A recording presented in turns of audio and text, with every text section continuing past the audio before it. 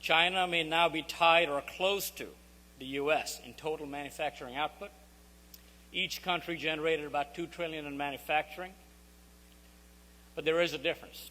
The U.S. did that with 11 million workers compared to 100 million on the Chinese side. The point of that is the U.S. remains a manufacturing powerhouse. But we in America have become, especially compared to our peers, a weak exporter. According to the National Association of Manufacturers, among the world's 15 top manufacturing economies, the U.S. ranks only 13th in how much of that output we export. Only Brazil and Russia score lower. Stated differently, we're 55% below the world average in the share of our manufacturing output that we export. For the last few decades, consumer demand in the U.S. and elsewhere in the developed world helped the emerging markets build their export and their economies. In the process, not only did we consume too much, but crucially, we also didn't focus enough on stimulating demand for our goods and services in other countries. So the remedy is absolutely obvious. The emerging markets are developing enormous consumer blocks. Around the globe, millions of people rise above poverty and enter the middle class every year. By one estimate, some 70 million entered the middle class in 2009 alone. According to another estimate, by 2020, 3/4 of the incremental consumer spending will come from the emerging markets. And if that turns out to be true, then Asia will overtake North America as the world's largest consumer bloc. So I see this rising economic power as an opportunity for American businesses so that they can help kickstart our economy and correct our consumer-supplier imbalance by reviving our export sector and by selling to the emerging market consumer. That means maintaining a strong commitment to free trade. The 3 pending trade agreements with Colombia, with Panama, with South Korea, and many more to come are very critical for the U.S. economy and for expanding American exports.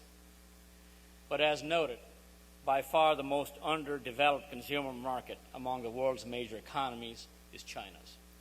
The rise of the Chinese consumer is not just an opportunity for American business. It is and should be seen as the culmination of decades of reform and progress by the Chinese government. Rising incomes mean greater opportunities and higher living standards for the Chinese people. So the issues I've discussed today here are domestic priorities for each nation, and each nation has to confront them separately. And as the world's 2 largest economies for the foreseeable future, we have an interest in helping to build and support our international system that is not just based on our own interests, but also in the service of a broad-based growth strategy across the globe. And I mean it when I say that, again, through my travels, it's clear that all the economies in the world look to ours for direction and for much more. As the leading average and marginal consumers and price setters for the world, we're also the primary direct and indirect sources of world's jobs, and the need is enormous. By some estimates, just to recover from the recession and to keep ahead of demographic trends, the U.S. is going to need 12.5 million jobs for the rest of this decade. That number for China is more than 20 million. That number in India is 88 million. Africa is going to need 125 million. Latin America, another 44 million. And when you add up the entirety of the developing world, we're going to need about 400 million new jobs over the next decade. That's almost 40 million jobs per year. Chinese and American focus up to now, and especially in the wake of recession, quite rightly, has been on creating jobs in our own countries. I believe it's no longer going to be enough only to focus on our own growth, but it's in both countries' interest to work together to think more broadly. First, because our own growth increasingly depends on the economic health of other nations. Second, because that growth depends on the political stability of other nations, which is determined in part by their labor markets. Third, because we are increasingly producing in global supply chains that depend on cross-border trade and investment flows. And finally, because it's simply the right thing to do. So this relationship between China and U.S. is remarkable for its unprecedented nature. Our collective task is to keep it that way. Devolution into trade wars or worse would fit the template of history, but I don't see that happening here. I really don't.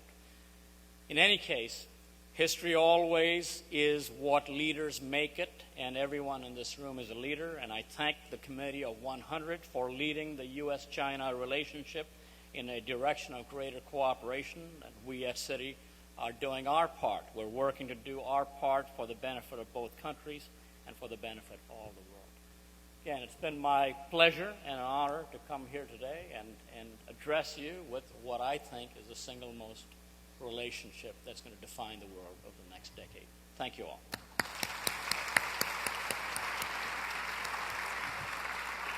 Thank you so much, Vikram. Thank you. We have for you our Committee 100 20th anniversary tie. We hope you wear in good health. Thank you. And thank you for your words of optimism of U.S. and China. Good.